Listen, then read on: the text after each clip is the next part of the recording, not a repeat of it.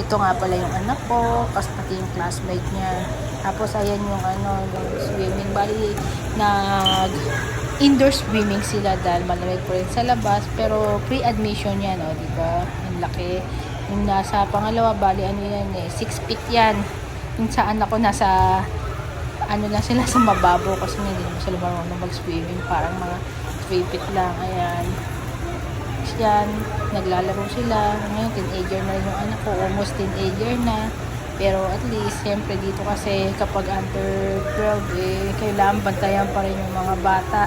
Kaya yan, ay ako ay isang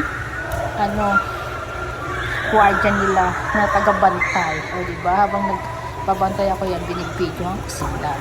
O diba? At least masaya ako na meron na siyang kaibigan na tapos yan yung mga life jacket. Just in case sa mga batang maliliit. Kaya naglalaro sila ng water gun. Diba? Binili ko yan sa Dollarama lang.